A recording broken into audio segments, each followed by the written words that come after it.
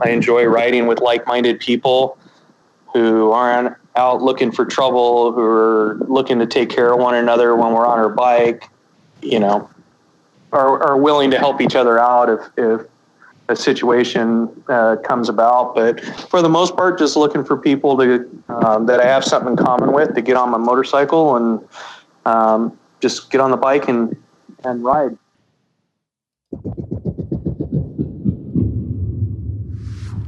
Hey, Bikeaholics, Zero3D has a wide variety of innovative products for your Harley-Davidson and a brand new line for the all-new Honda Goldwing named Gold Strike. Top quality, affordable chrome lighting and comfort products, Zero Gold Strike, are the motorcycle LED lighting innovators for CAN bus plug-and-play system compatibility.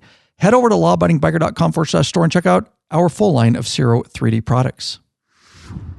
Oh yeah, once you've had Rick Rack, you'll never go back. The ultimate motorcycle luggage rack solution. Forget those messy straps and bungee cords. Yep, go strapless. With a Rick Rack quick attach luggage system and quality bag, head over to lawabidingbiker.com/store. Get hooked up now.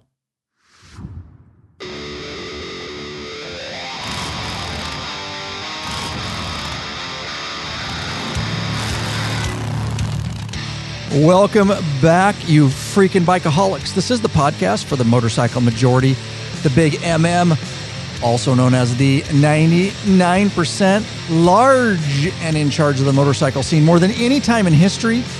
By being here, by listening, you are what we call part of the hashtag biker revolution.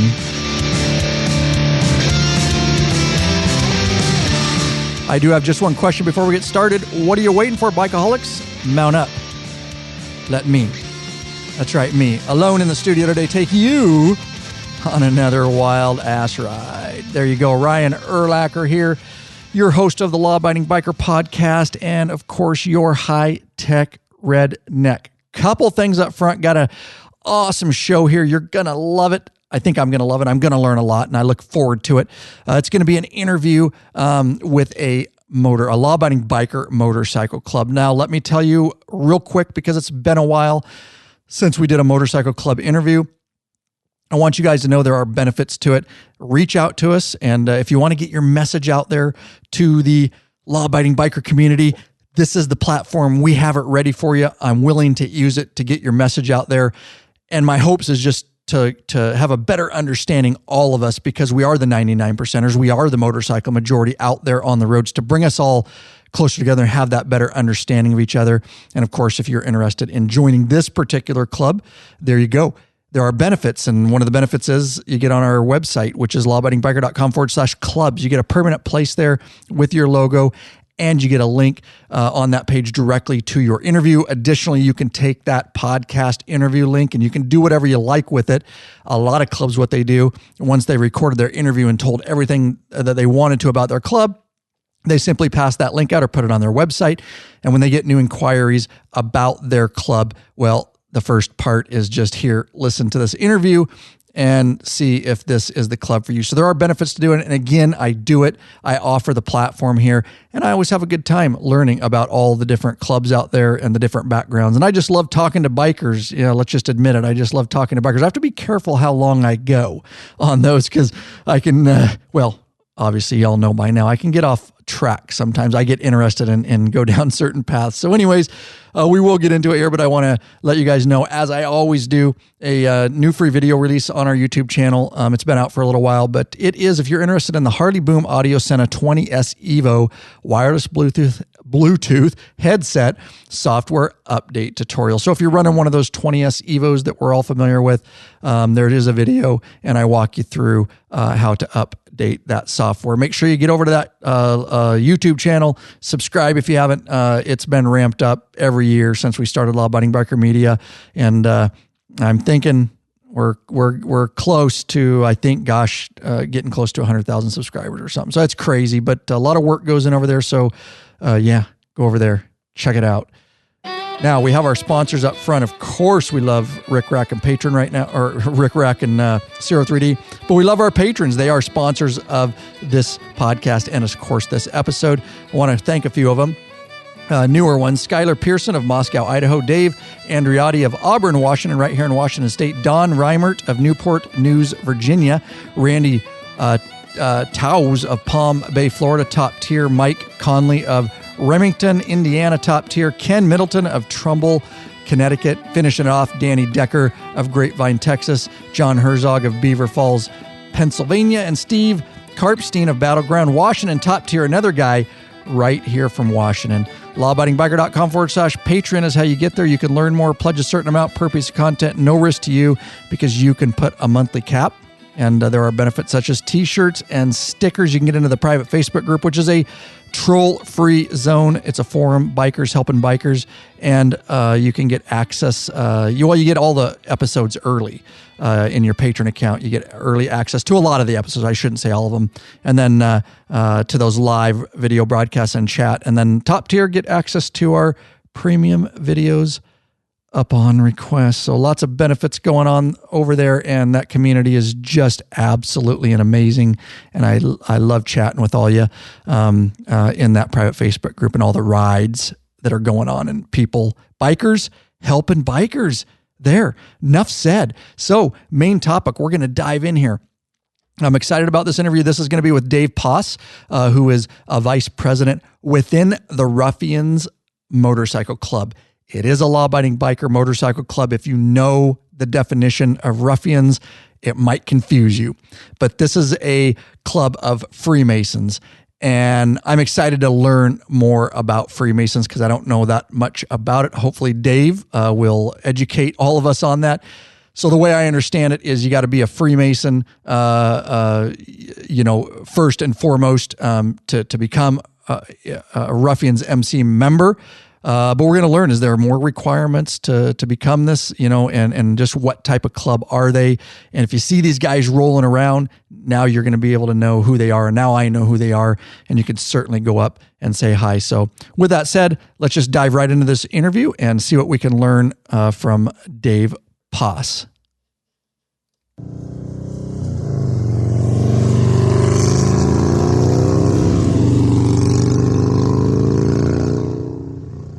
So I have here with me Dave Poss.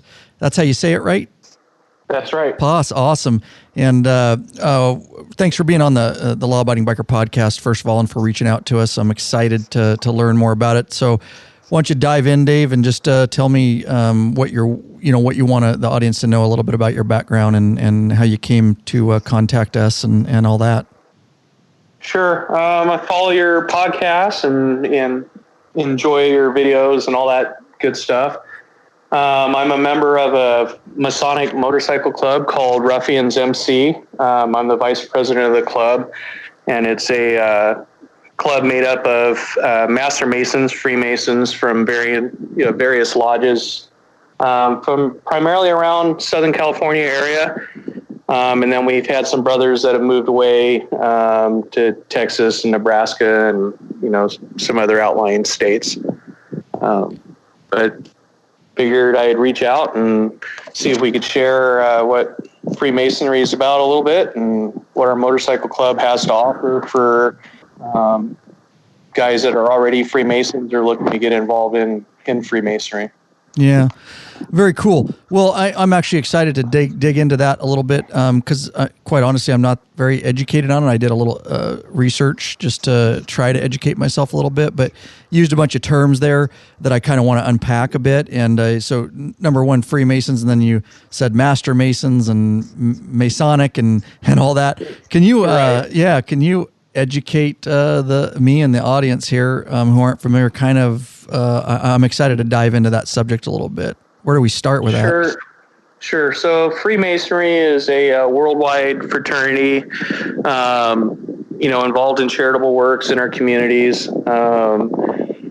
They're made up of lodges, around the different communities that are called blue lodges. And that's pretty much where someone would get their start that wants to join. It's a male fraternity, and there are female fraternities within Freemasonry, but the two groups are kept separate unless, of course, we're involved in a common charity.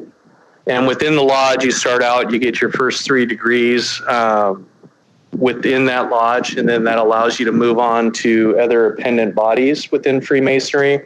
You may have heard of Shriners Hospital.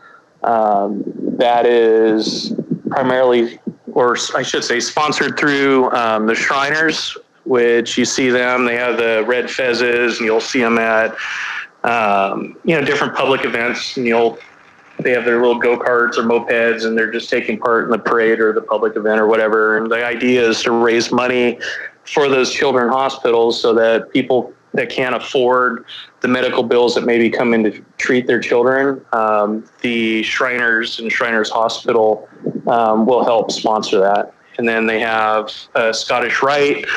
Scottish Rite has hospitals also for children in the United States, and it's kind of the same setup as the Shrine as far as raising money for those charities.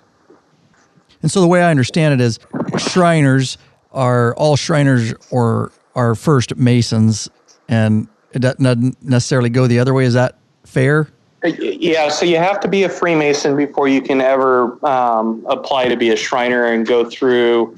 I'm not a Shriner, so I don't know exactly what all they have to do to become a Shriner. I'm a member of the Long Beach Scottish Rite, which after I went through my 3 degrees at my Blue Lodge, I joined the Scottish Rite and went through my degrees there and got my 32nd degree with the Long Beach Scottish Rite. Okay.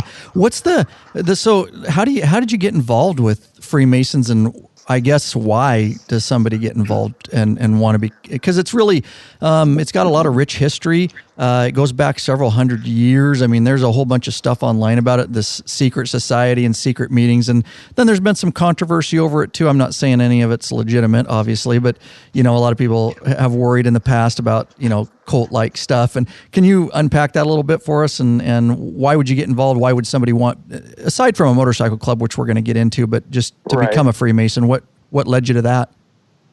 So I don't know how exactly I got drawn to it. I was looking for like a charitable community group to become part of.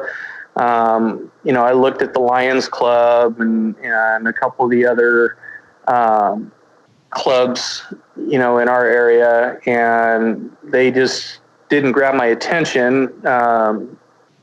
They do good work and all that, but it just wasn't what I was looking for. And then I just happened across a Masonic lodge in my community and went and knocked on the door and sat down and talked to the curator of the lodge at the time and liked what he had to say and liked the idea behind it. The lodge that I joined is involved with charitable work with the VA hospital in the area and help out with some homeless outreach type stuff. And I thought it was something that was interesting as far as wanting to help with. And then the history that you spoke of with Freemasonry and the impact that it's had on our country here in the U.S. and the founding of it and the number of founding members of our founding fathers of our country that have been involved in Masonry just really drew me to it. So it was interesting.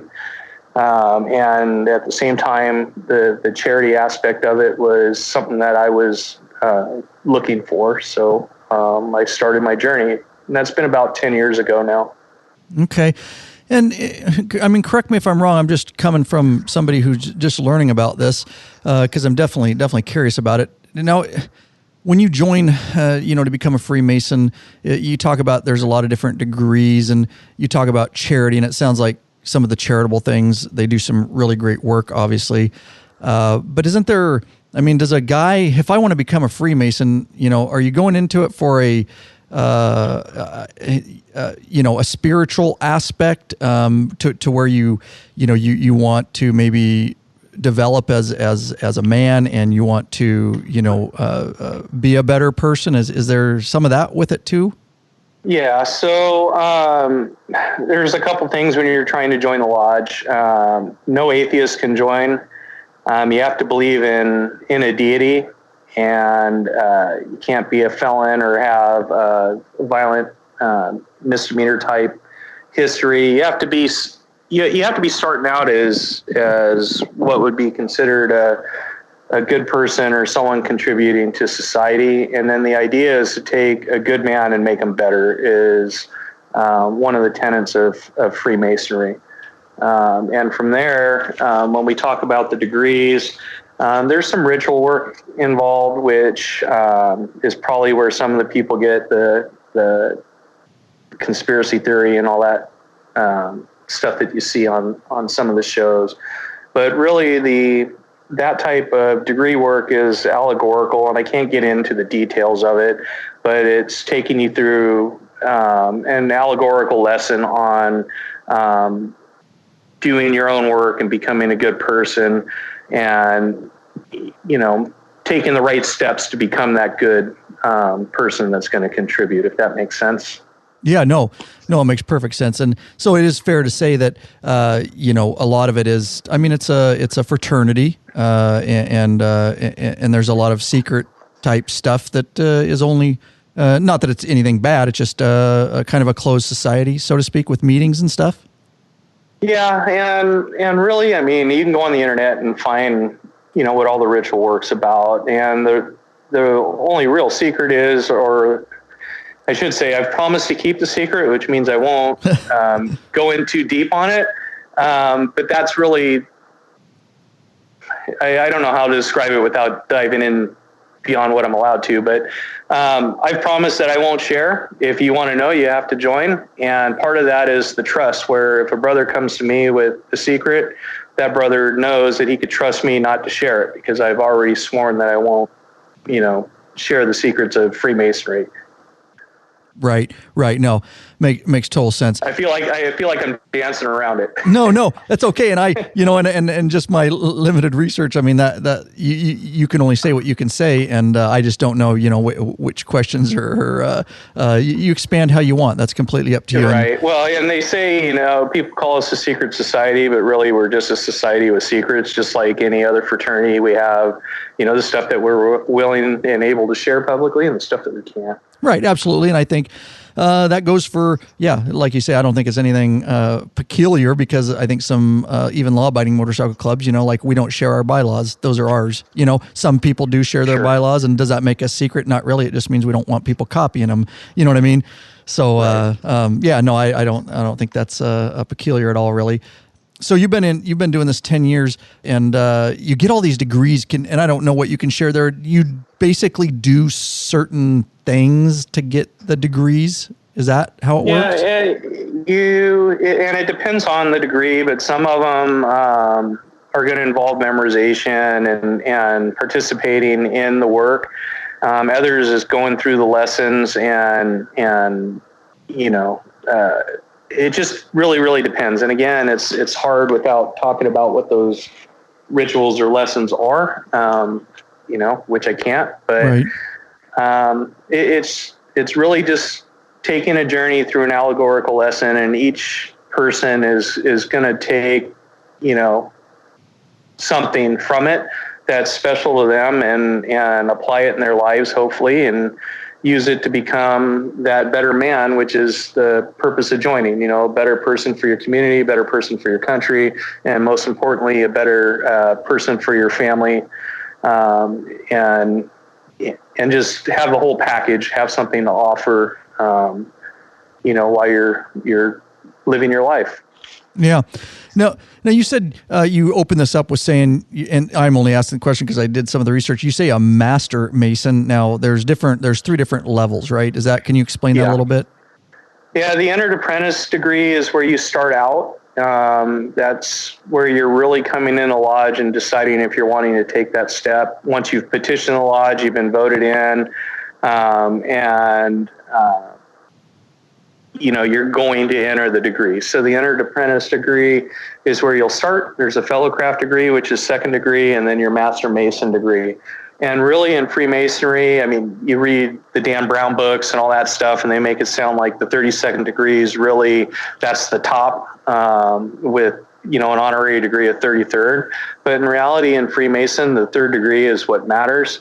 That's considered the top degree, and everything beyond there is just extra. You're really striving to get your third degree and become a Master Mason when you're entering. Okay.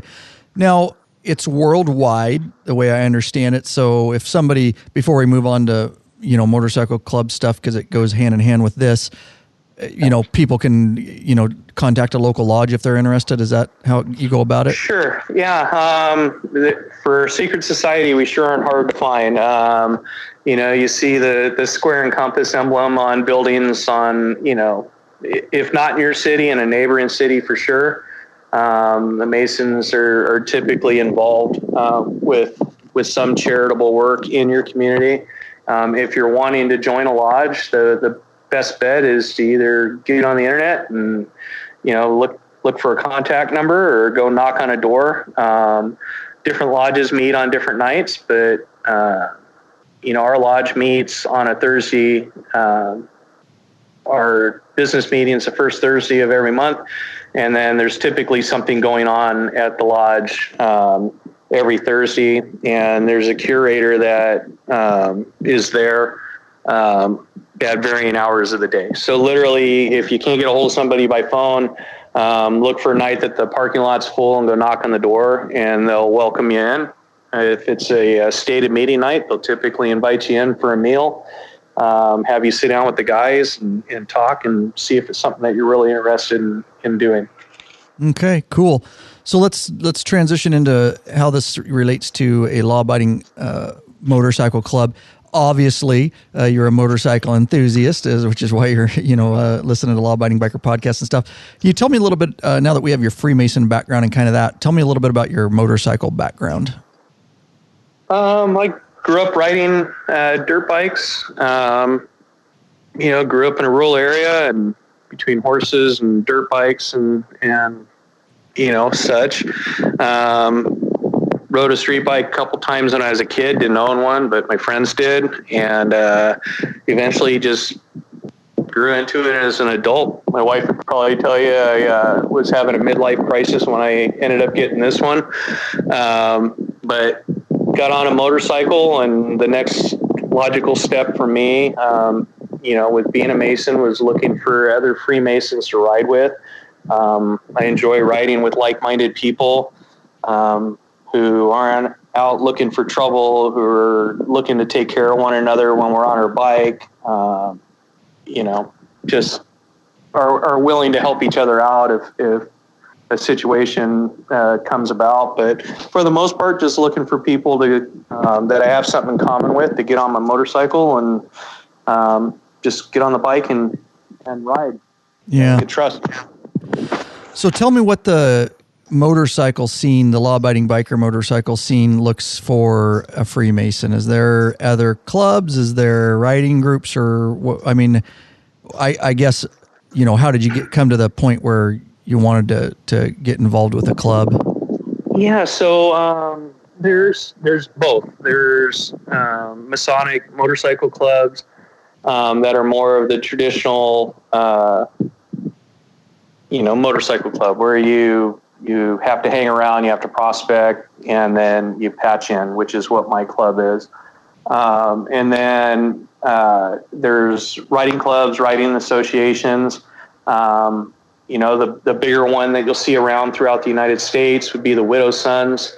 They're worldwide at this point. It's a big rider association, bunch of good guys. They're structured different than an MC, but they do a lot of good stuff, a lot of good charity work, and a lot of good brothers involved in that group.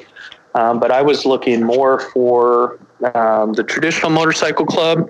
I don't know what it takes to get into the Widow Sons. I never tried. I have buddies that I ride with that have been or are currently Widow Sons, and we don't really get into each other's inner workings of the club, but we're supportive of one another. All good dudes, but I was looking more for that traditional motorcycle club where they can be picky. And for our club, to be able to hang around and start to work towards trying to patch with the club, The first step is you have to be a Master Mason before you'll ever be considered to patch in. But really, that's just being a Master Mason, get your foot in the door to allow you to hang around. That doesn't mean you're automatically going to be part of the club. Sometimes it just doesn't work. It doesn't mean they're bad guys. It just means it's not a good fit. And maybe, they need to be looking at either another club or one of the writing associations.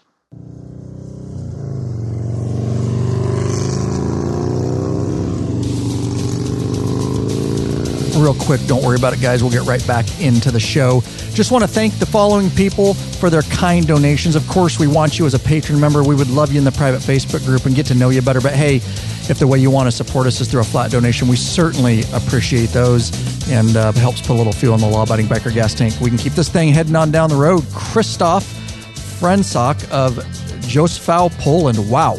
Jerry Bryant, substantial donation. William Jones of Marcellus, New York, donated after asking us a question. That's awesome. Finishing it off, Michael Kennard of Yakima, Washington, right here from our neck of the woods. Substantial donation after asking a question. And John Gilbert of Mariposa, California. lawabidingbiker.com/donate is how those folks helped support us. Thank you so much. Let's get back into your show.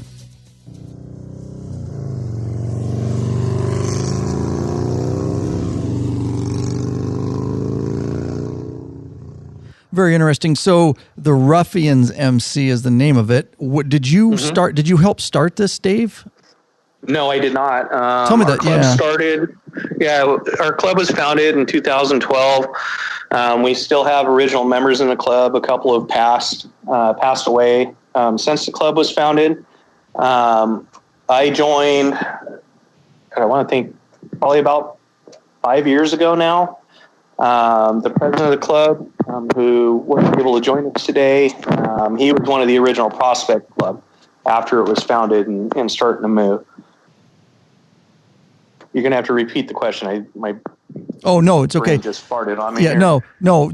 What I was curious about is I had asked you, did you help start the club? It sounds like you joined about 4 years ago or something. Yeah. Yeah, about 5 years ago, and started the Prospect and patched like shy of a year after that. I'm getting a lot of mic interference. Can you hear me now? Oh, much better. Yeah. Okay. All right, let's back up a little bit because I lost you there. So 4 or 5 years ago, you joined the Ruffians MC. It was already established, it sounds like, back in 2012. Right. And so you've been with them ever since, and now you've became vice president. Was that a club that just was local to you? Is that why you joined that one? I mean, it is a local club to your area, right? Right. Yeah, it's pretty local. I mean, we're spread out over Southern California, but when I was looking around, and probably the next closest one for me would have been the Widow Sons. So I had a choice to make. And again, looking more for that traditional motorcycle club, I gravitated towards the Ruffians. Okay. It's an interesting name choice. Do you know what is behind that? The Ruffians MC? Yeah. Okay, because I looked up the definition, and it's like complete 100% opposite of... Yeah. So the Ruffians are very important figures within Masonic degree. And again, without being able to get too far into it, I'll say they serve as characters that are going about something that they shouldn't be doing, but the end result really for a Mason will tell you that it's important to earn your way and not try and push your way to the front, and don't take shortcuts and all that stuff. So the name itself probably doesn't, if you're not a Freemason, you won't get it. But the name itself doesn't fit what our mission is within our club, if that makes sense. Right. And let me, just because the audience, let me look here. I have it somewhere. There it is. So let me give the audience the definition of a ruffian, which is why I had to look it up. A ruffian, and from the dictionary.com, a tougher, lawless person, a roughneck, a bully. So hopefully that gives a little foundation on why I asked that question. So Yeah. Yeah. It's when you go through your Masonic degrees, and the Ruffians play a predominant role in it. And I won't say it's a positive one, but for the club's point of view, it's one of those, we're going to be the opposite of the name we're using, but the part that they play in the degree is really important with earning your way and not trying to take shortcuts. And the name of our club is a reminder for us to, really do things the right way and earn everything that we get. Yeah, very cool. So tell me what, basically, obviously, you have to be a master Mason.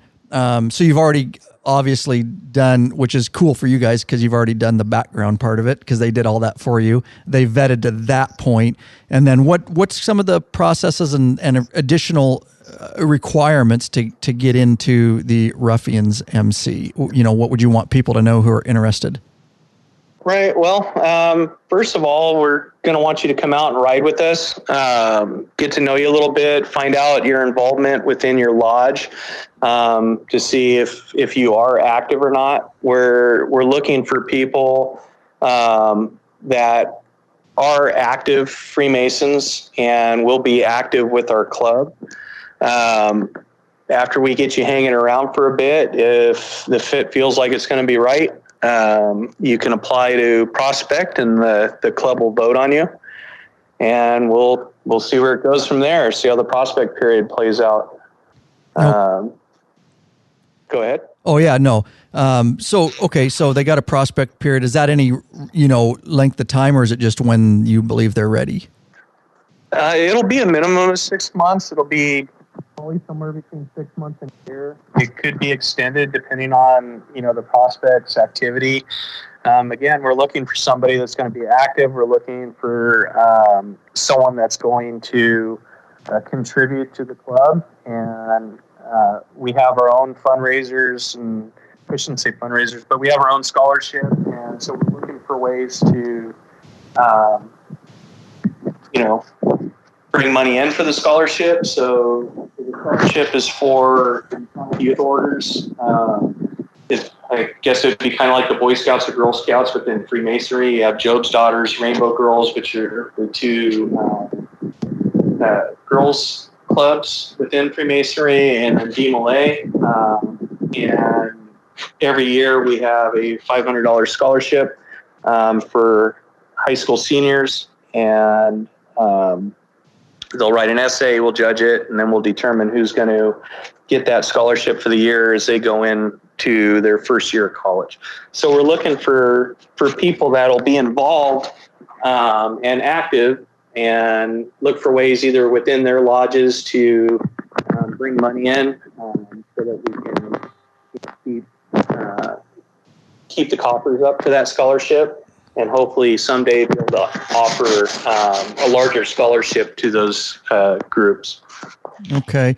So just because it was cutting in and out, some of it, I got it, but I don't know if the audience did. So if you guys didn't hear, it was 6 months to a year, basically. And then, and we heard most of the scholarship and all that kind of stuff. Right.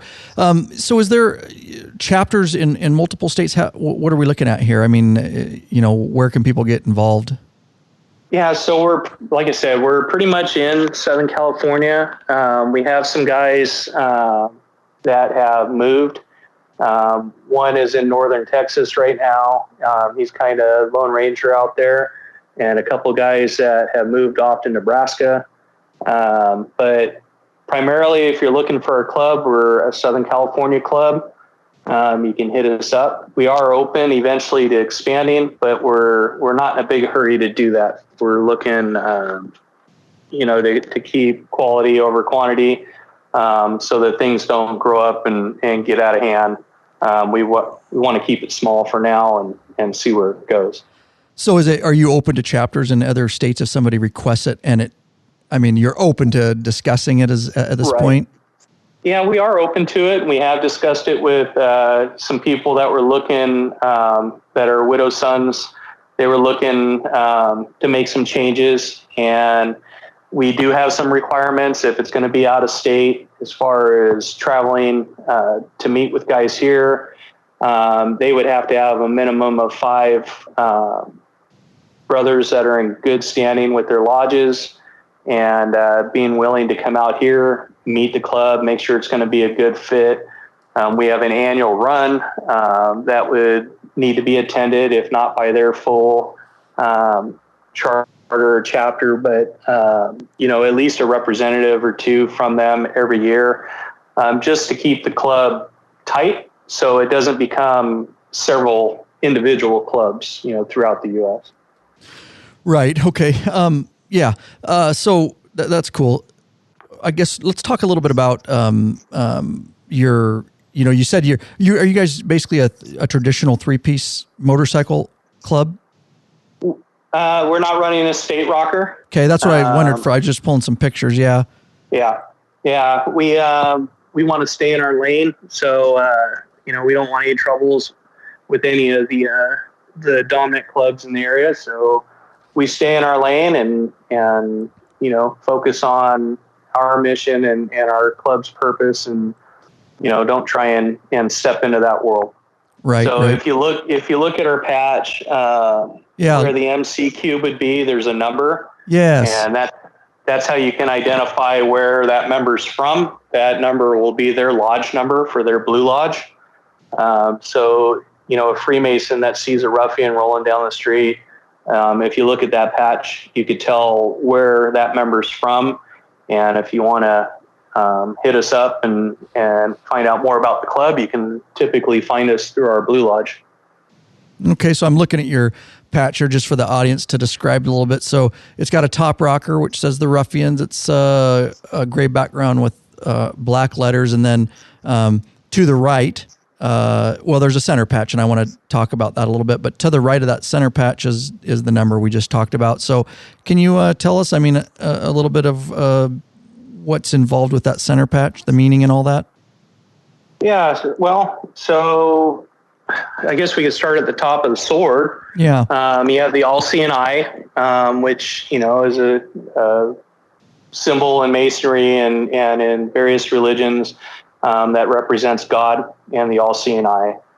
The sword will be, is a representative of the Tyler sword. The Tyler watches over the lodge and the security of the lodge, so it's representative of that.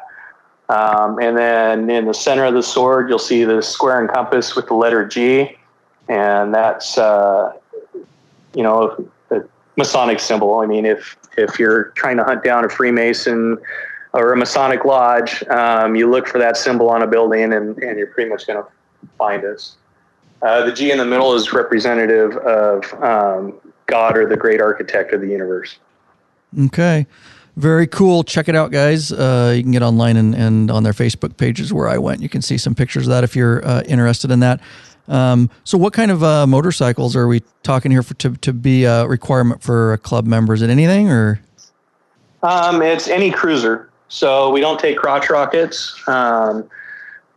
We're looking for a cruiser style bike. It could be, Harley, Indian Victory, or a metric bike. We're primarily, now we're about half Harley and half Victory, with an Indian and a freckling of some metric bikes. Okay. So do you guys have any ride requirements as far as like a yearly ride that they have to go on or anything like that? Can you talk about some of the? Yeah. Sure. Yeah, we have an annual run that's a requirement for the club to make. It's called our Moose Run, which is named after one of our founding members who passed away. It's been some years now, but so we do an annual run named after him. Everyone's expected to make it.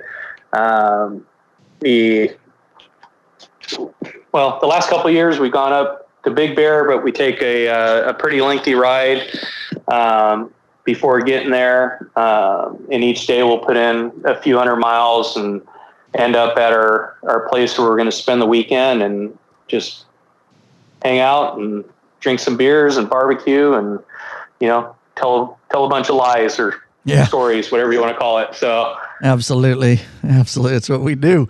So do you guys have piggybacking off that a little bit, as far as you have a yearly ride, how's your structure? Is this a traditional motorcycle club structure as far as officers, president, vice president, secretary, all that kind of stuff? Yes. Yeah. It's structured as a traditional MC.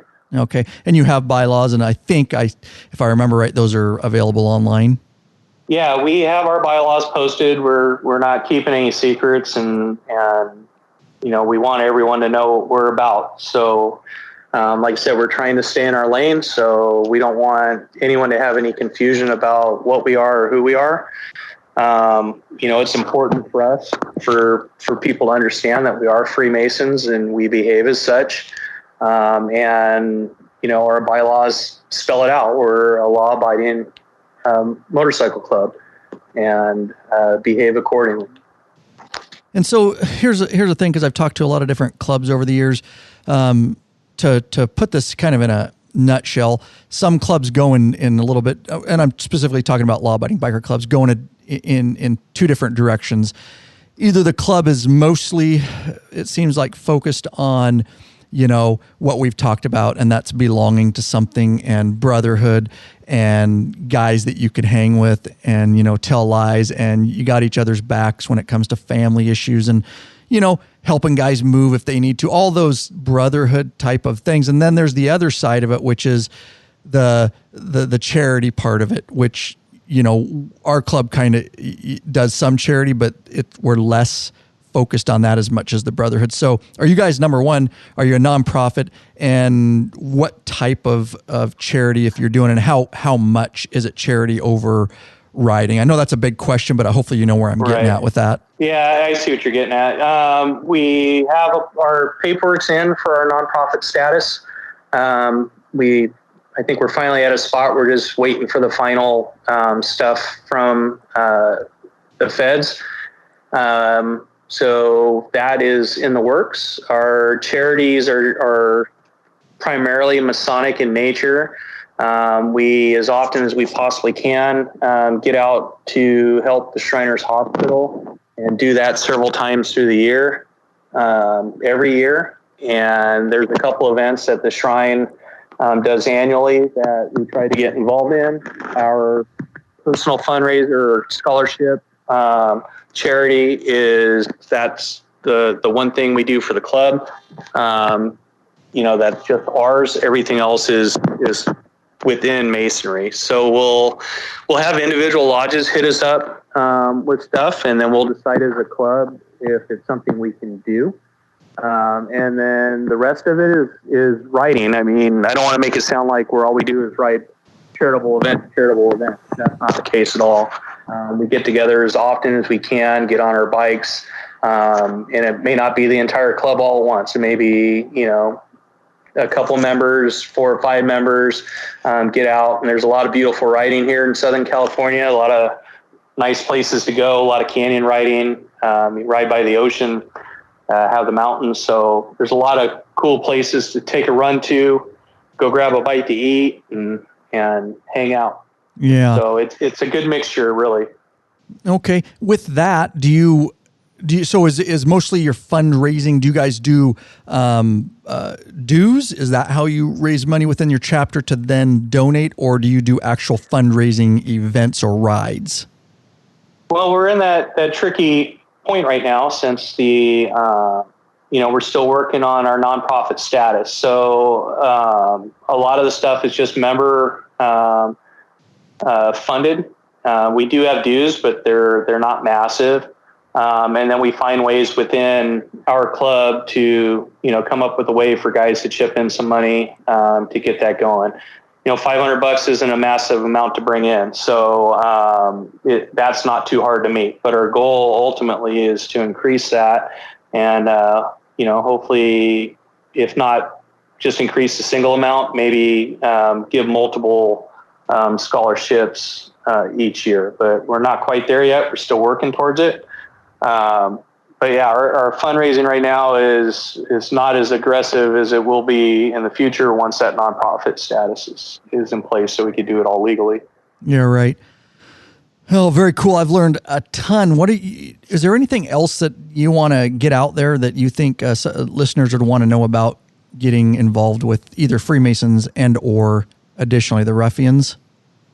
I would just encourage people, if you see, a Ruffian in the area, we're at Cook's Corner occasionally. We'll be up at Hell's Kitchen off Ortega Highway. We're usually riding around in those areas. You're more than welcome to come up and say hello. If you have questions about the club, we're willing to answer them. If you have questions about Freemasonry and how to become a Mason, we'll be more than happy to point you in the right direction and hook you up with somebody at your local lodge and put that phone call in or send an email on your behalf to get that journey started if you're interested. We're very approachable. You're more than welcome to come over and say hi. And it looks like the website, everybody, is ruffiansmotorcycleclub.com. I'm looking at it, and it looks like if you want to check them out a little further, you can do that there. There's a contact form, of course, if you want to get in touch with them. And I know they also have a Facebook page. Dave, I just want to thank you. Yeah. Any other ways to contact? That's the best way. There's a phone number listed on the webpage and on the Facebook. But really, if you reach out to us, Facebook, there'll be someone that'll get back in touch with you. If you send us a PM or whatever, someone will hit you back. And again, we definitely appreciate you giving us the time. If there's any Freemasons out there that are interested in looking us up, please do. We'd love to have you along for a ride. Even if you're not looking to join the club, you just want to ride with the club. If you're a Freemason or a friend of a Freemason, we're willing to have you around and hang out. Yeah. Very cool, Dave. It's been a great time talking to you, and I appreciate you taking the time to be here on the Law Abiding Biker podcast. Yeah, we really appreciate it. Thank you so much. Yeah, you bet.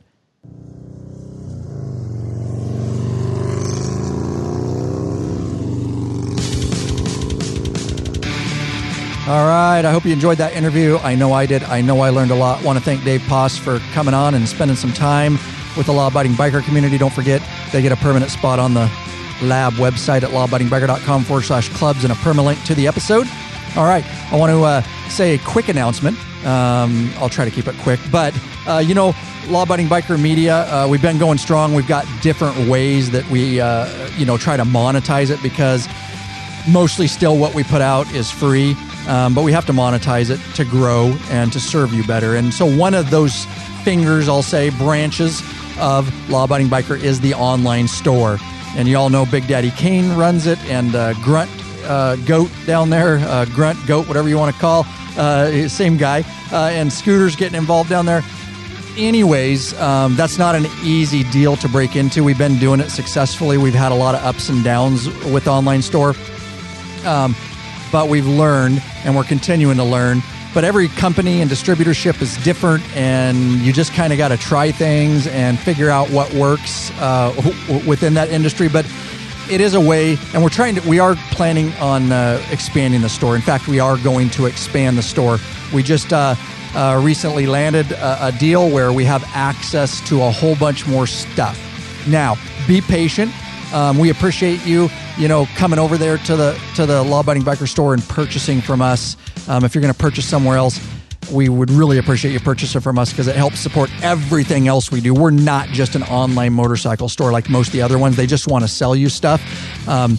We are also trying to serve the biker community, and that helps us complete that mission, so to speak. But we are expanding, but we're going to have to add things slow to keep it organized. We want to keep it clean. We want to bring on the top products first that we think best serve and things you guys want. So keep checking back over there, but it does open us back up. You all know for a while there we had a whole bunch of access to Vance and Hines, and that kind of dwindled over the year. Just, again, these relationships and these things and the way they work and who they sell to, and that's just mentioning one company. But we're opening back up our full Vance and Hines line, so we're going to be adding that back to the website. So all your exhaust and Fuel Pack 3 and headers and all that kind of stuff. Yep, we're excited coming back to the Law Abiding Biker store, and we have access to a ton of stuff. So we're making decisions right now on how we're going to do that and what we're going to bring first. But I just want you guys to know that the store is going to get bigger here, and So keep checking back, like I say. And if there's, something that you see online that you think we might have access to, just hit us up and say, hey, I'm looking at getting this. And you can contact us. And obviously, if we have access to it, we can special order it for you. We just may not have it on our website. It's a scaling issue. We've got to scale properly. And of course, paying employees and, and all that kind of stuff to try to help run this. And as we grow, anyways, it's part of the game, guys. I hope you're well. And I definitely hope you're out there getting some riding, because that's what's most important. Connecting with as many bikers as you can out there. Peace.